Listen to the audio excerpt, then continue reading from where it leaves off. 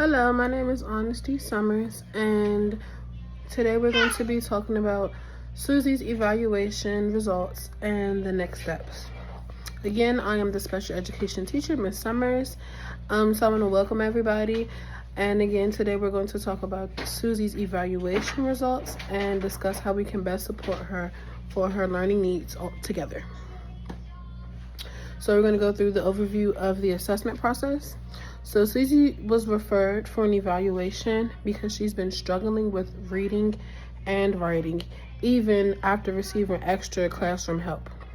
We wanted to look closely at how she learns best by using information from many different sources. So now we're going to discuss some of the assessments that were used. So the cognitive assessment, the WISCV, it measures how Susie thinks, the reasons behind her thinking, and how she solves problems.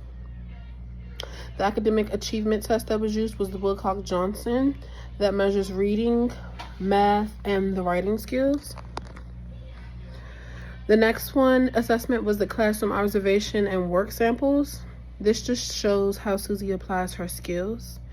And the last one was the behavior rating skills and the teacher input. This provides insight into the attention, the motivation, and the classroom behaviors from Susie. So all of these things basically just help us figure out more ways of finding out and coming up with the best support for her.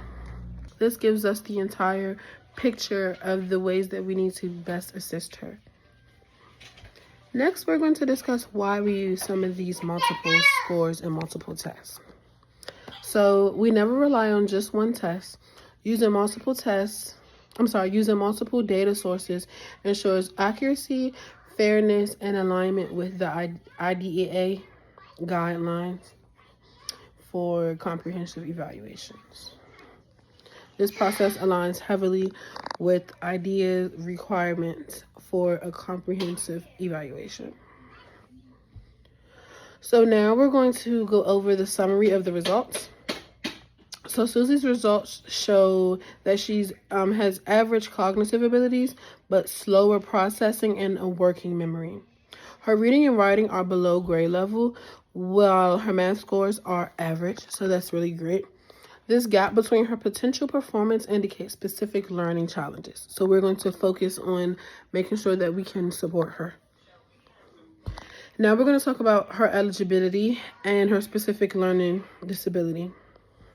So based on all the data, Susie qualifies for a specific learning disability and reading and the written expression. This means her brain processes language differently, and she'll need targeted instruction and more support to thrive and be successful. So now we'll discuss ways on how we will support Susie. So to support Susie, we'll provide accommodations like extra time, text read aloud, and visuals when she's doing tests.